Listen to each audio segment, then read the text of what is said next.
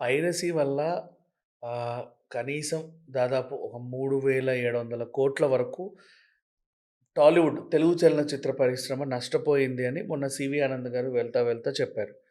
ఆహ్, ఆ విషయాలన్నీ గుర్తుపెట్టుకుంటే మూవీ రూల్స్ అండ్ ఐబొమ్మలో సినిమాలు అప్‌లోడ్ చేసే వాళ్ళ సంఖ్య పెరిగిపోయింది.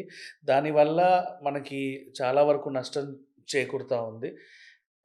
ఇప్పుడు చూసే వాళ్ళని ఎలాగో మనం కంట్రోల్ చేయలేము. కనీసం ఈ సైట్స్ నడిపే వాళ్ళ అంతు తేలుద్దాము. వాళ్ళ ఆహ్, ఆహ్, షట్టర్ క్లోజ్ చేద్దామని జెప్పేసి 'సివి ఆనంద్' గారు ఆల్‌మోస్ట్ అంటే అప్పుడెప్పుడో జూలై 3న ఒకడిని అరెస్ట్ చేసాడు. పవన్ అని సమ్‌వన్ ఫ్రమ్ వనస్థలిపురం.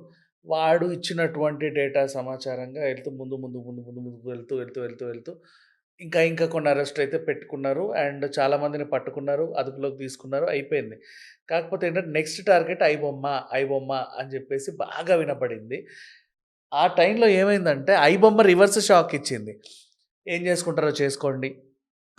మీకు నేను భయపడను. అంటే ఇలాంటి పోలీసులకే సవాల్. నువ్వు నా జోలికొస్తే నేను నీ జోలికి రావాల్సుంటది. I don't know what is this? అదేంటి మనం ఇప్పుడు ఇది అది చేసేదే దొంగ వ్యాపారం.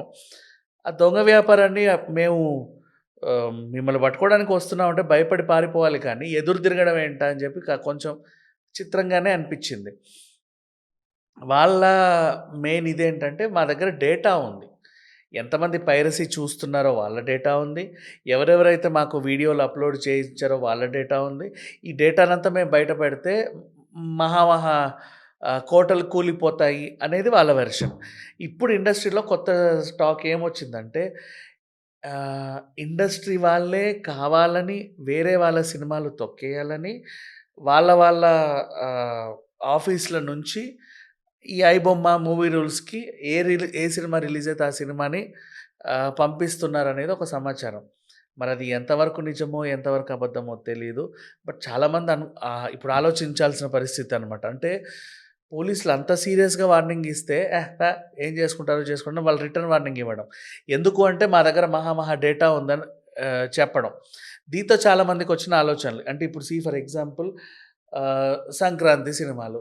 నలుగురు హీరోలే రిలీజ్ అయ్యాయి అనుకుందాం. ఫర్ ఎగ్జాంపుల్ 2026 సంక్రాంతి సినిమాలే. మన 'శివశంకర వరప్రసాద్', 'మాస్ జాతర' రవితేజది, 'నవీన్ పోలిశెట్టి' సినిమా ఒకటొస్తుంది. అది కూడా 'మహారాజో' ఏదో పెట్టుకున్నాడు టైటిలు. ఇంకేమున్నాయి 'ప్రభాస్‌ది' వచ్చేసి మన 'రాజాసాబ్.'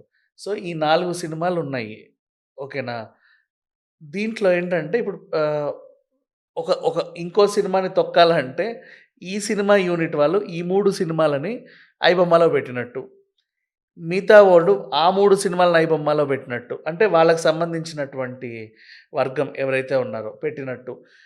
ఈ డేటా ఐబొమ్మ దగ్గర ఉన్నట్టు వాళ్ళు గనక నోరు విప్పితే కోటలు కూలిపోతాయి అనేసి వాళ్ళు అంటే వాడి ధైర్యమే అది అన్నట్టు మాట్లాడుకుంటున్నారు. అదొకటి. రెండోది మేమిక్కడ లేము. మీరు మమ్మల్ని ఏం జేయలేరు. మమ్మల్ని పట్టుకోలేరు అన్న ధైర్యం గావచ్చు.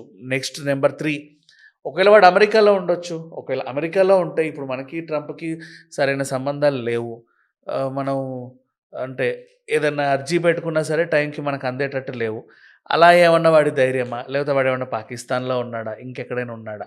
ఇంతే ఇట్లాంటి అనుమానాలొస్తా ఉంటాయి. ఆల్రెడీ సోషల్ మీడియాలో నిన్న ఒక యూట్యూబర్‌ని గూడా అరెస్ట్ చేశారు. అంటే ఇట్లా వేరే దేశాలతో సంబంధాలు పెట్టుకొని ఇక్కడ మనల్ని మోసం చేసేవాళ్ళు. అండ్ అంతకుముందు గూడా పెహల్గాం దాడి తర్వాత కూడా చాలామందిని ఒక ఆహ్, ఐ మీన్ ఒక కన్నేసైతే ఉంచారు. అంటే ఎవడు ఏంటి అని తెలియకుండా. ఫారిన్ నుంచి కరెన్సీ మనకొస్తుంది అన్నా కూడా ఎందుకొస్తుంది? ఏ రూపంలో వస్తుంది? ఎవడు పంపిస్తున్నాడు? నువ్వు ఏం చేస్తే వాడు నీకు ఆ డబ్బులేస్తున్నాడు? అనేది కూడా కనిపెడుతున్నారు. ఈ రకంగా ఆన్‌లైన్‌లో చాలా వరకు కట్టడి చేయడం జరిగింది. మేబీ అలాగే ఈ పైరసీ కూడా దొరికిందనుకుందాం ఫర్ ఎగ్జాంపుల్. కాకపోతే ఒకరిని మించి ఒకరు అరెస్ట్‌లు చేసుకుంటూ పోతుంటే, అంటే వాళ్ళేం జేస్తున్నారు థియేటర్‌లో కూర్చొని మూవీ ఇప్పుడంతా డిజిటలైజేషన్ అయిపోయింది కాబట్టి సర్వర్‌ని హ్యాక్ చేస్తున్నారు. అలా హ్యాక్ చేయడం వల్ల ఆ సినిమా వాడికి డౌన్‌లోడ్ అవుతుంది. ఆ డౌన్‌లోడ్ అయిన సినిమాని వేరే వేరే సామాజిక మాధ్యమాలు ఉపయోగించుకొని వాడు అప్‌లోడ్ చేస్తున్నాడు. నేషనల్ సైట్స్‌లో. అలా ఎలా అయితే అప్‌లోడ్ చేస్తున్నాడో వాడు ఈ సినిమాల్ని దానికి వాడికి వాళ్ళు పే చేస్తారు అమౌంట్. ఆ పే చేసిన అమౌంట్ క్రిప్టో కరెన్సీ రూపంలో వస్తుంది. ఆ క్రిప్టో కరెన్సీని థర్డ్ పార్టీ యాప్స్ నుంచి ఐఎన్ఆర్‌కి కన్వర్ట్ చేసుకొని వాడు బ్యాంక్ అకౌంట్‌లో వేయించుకుంటాడు. ఇప్పుడు చాలా పెద్ద చైన్ ఇది. ఇవన్నీ చూసి పోలీసోళ్ళకి షాక్. ఓరినియమ్మ ఇంత జరుగుతుందా అని. అంటే వీళ్ళకి గూడా చెప్పాల్సిన బాధ్యత ఉంది. ఎందుకు సినిమా ఇండస్ట్రీ వాళ్ళని తీసుకెళ్లారు అంటే, మీకు జరిగే నష్టం ఇలా జరుగుతుందండి పలానా వాళ్ళ వల్ల. ఈ విధంగా మీరు గూడా జాగ్రత్త పడతారేమో ఫ్యూచర్‌లో అని జెప్పేసి వీళ్ళు ఇండస్ట్రీ వాళ్ళని పిలిచి చూపిచ్చారు. కాకపోతే ఐబొమ్మ రివర్స్ షాక్ ఇచ్చింది. ఏం చేసుకుంటావో చేసుకోపో అని. ఆఫ్‌కోర్స్ ఆహ్, వీళ్ళు గూడా చాలా సీరియస్‌గానే ఉన్నారు. ఈ వాళ్ళు పెట్టినటువంటి మెసేజ్‌కి. మోస్ట్‌లీ ఈరోజో, రేపో వాళ్ళని అరెస్ట్ చేస్తామని వీళ్ళంటున్నారు. ఆహ్, మేము బయటపెట్టే డేటాతో రాష్ట్రం మొత్తం అతలాకుతలం అయిపోతది. తెలుగు ఇండస్ట్రీయే పడిపోతదని వాళ్ళంటున్నారు. మరి ఈ రేస్‌లో ఎవరు గెలుస్తారనేది వేచి చూద్దాం.